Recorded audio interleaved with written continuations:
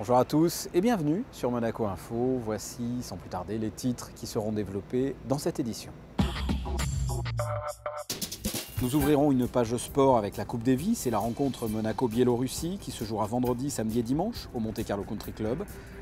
Nous reviendrons sur le 16e rallye Monte Carlo historique, l'occasion de vous présenter la ville de Valence qui accueille l'épreuve.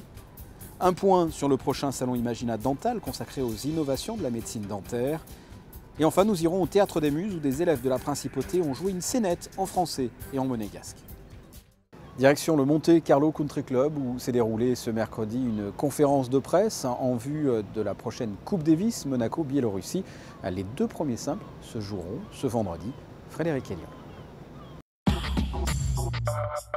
Le parfum de la Coupe Davis plane sur le Monte Carlo Country Club. Pour son entrée dans la compétition, Monaco a hérité d'un adversaire difficile au premier tour, la Biélorussie. Une équipe au sein de laquelle figure le vétéran Max Mirny, actuel 6e mondial en double, et Vladimir Ignatic, vainqueur de Roland Garros Junior en 2007. Le défi s'annonce compliqué, mais pas impossible pour les Monégasques qui compteront sur Benjamin Balleret et Jean-René Lisnard vendredi. Comme souvent en Coupe Davis, les deux premiers simples seront primordiaux. Il faut avoir 3 points. Donc mathématiquement, généralement sur des parties acharnées, on peut se retrouver à un partout. Donc c'est là où je vous dis que le double est très important. Donc maintenant, vraiment, je souhaiterais tourner au samedi en menant 2-0. Avec Jean-René, vendredi, on fera notre maximum pour apporter chacun notre point. Donc voilà, je pense que c'est faisable si on joue très bien et que ça se goupille bien. Je pense que c'est faisable.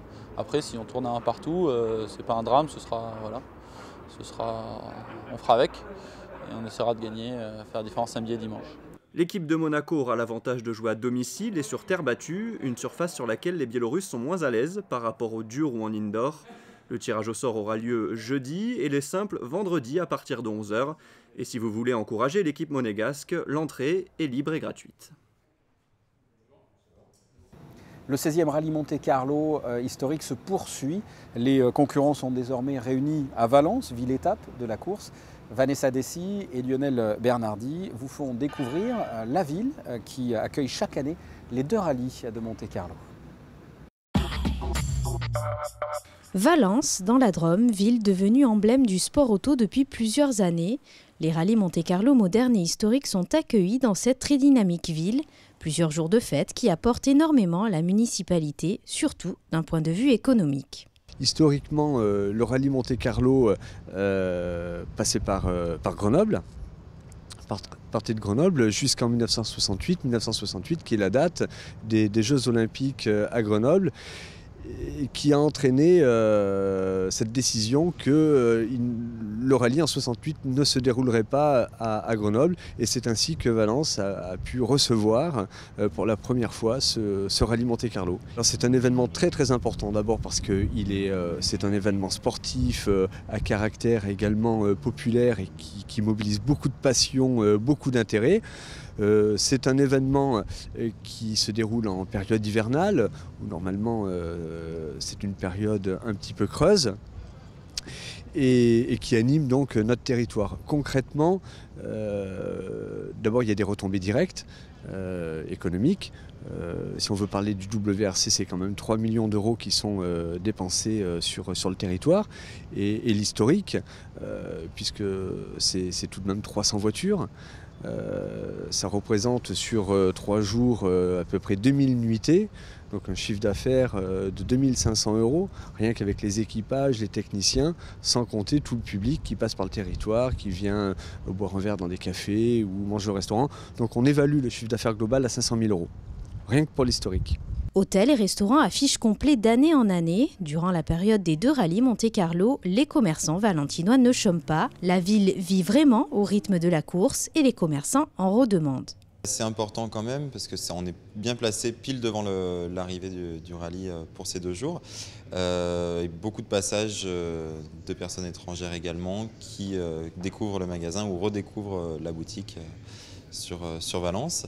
On ouvre un petit peu plus tôt donc, le matin pour pouvoir donc, servir ses clients pour les viennoiseries lors de leur arrivée. Ça, c'est une voiture qui est toute en chocolat. Il y a une quinzaine de kilos de chocolat à peu près. Donc c'est la réplique de la voiture de Monsieur Guillet qui le fait également cette année, avec un numéro différent parce que celle-ci donc avait été faite il y a 2 ans avec le numéro 227. Cette année, c'est le numéro 85. Valence, la porte du Midi de la France, compte bien rester ouverte à la compétition encore de nombreuses années.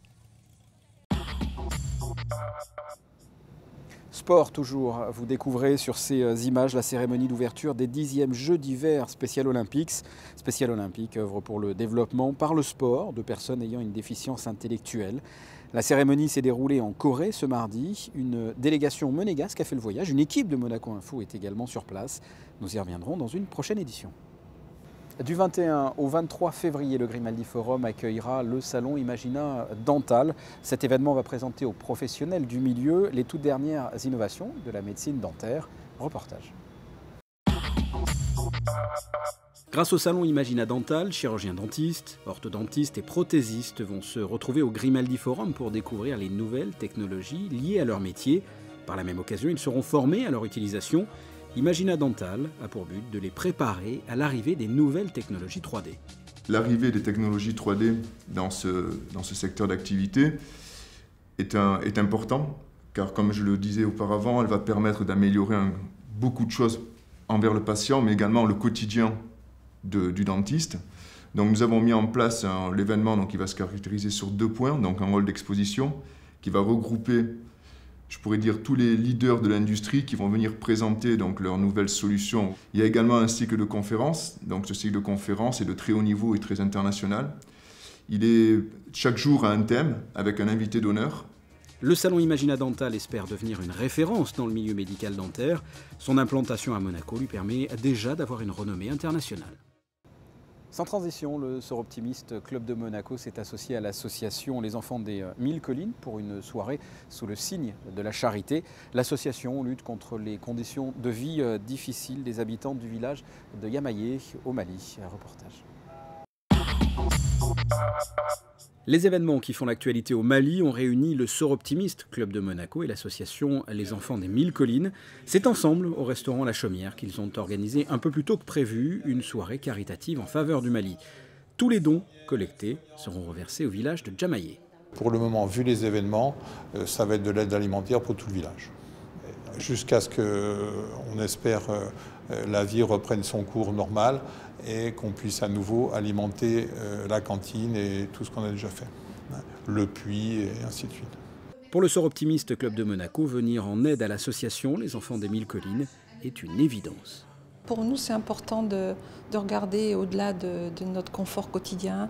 C'est important d'avoir un petit peu, de donner, de rendre un petit peu, alors qu'on est tellement privilégiés. On travaille dans un pays magnifique, on a une certaine sécurité et eux n'ont rien. Donc voilà, c'est juste le cœur qui parle. La soirée a été une réussite. Au total, 10 500 € ont été récoltés, de quoi aider les habitants de Jamaye en cette période difficile. Des élèves de la Principauté et une grand-mère se sont donnés en spectacle récemment au Théâtre des Muses. Ils ont joué une scénette de Mariotte et Gali en français et en monégasque. Les explications de Léa Bellanté. Une grand-mère, sa fille et son amie préparent la fougasse monégasque pour Noël. Dans le cadre de la scène ouverte Raconte-moi Noël, organisée par le Théâtre des Muses, les enfants de la Fédération monégasque des clubs et amis de l'UNESCO et de l'association Terre Méditerranéenne ont préparé une scénette qui retrace la tradition des Mariotte et Gali. 6 petits acteurs et une grand-mère ont joué le jeu en langue française et monégasque. Oui, ça leur plaît bien déjà de se mettre en scène. Ils sont très excités à l'idée de se mettre en scène. Et puis, c'est vrai que de pratiquer un peu le monégasque qu'on n'entend pas forcément dans les familles, mais plutôt avec les grands-parents, c'est intéressant pour eux. La tradition Mariotte et Gali, un peu oubliée aujourd'hui, consiste à fabriquer avec la pâte à fougasse monégasque des petits sujets en forme de coque, les Gali pour les garçons, et en forme de poupée Mariotte pour les filles. C'était à l'origine les cadeaux qui étaient offerts aux enfants pour Noël. Sur scène, le monégasque, appris par les jeunes acteurs, est encore hésitant, mais la motivation est bien réelle. Et tout. Faut qu'à faire, hein. Mi chiamo Marie. Et tu. Mi chiamo Charlotte. Et tout. Mi chiamo Lydia. Et tout. Mi chiamo Victor. Et tu. Mi chiamo Catarina. Et tu. Diciamo Angela. À l'issue de cette scénette, une vente de Mariotte et Gali, réalisée en tissu par les enfants, a été proposée au profit de l'association Atina Ictiose Monaco. Viva Monaco! On passe à la météo à présent et aux prévisions de la semaine.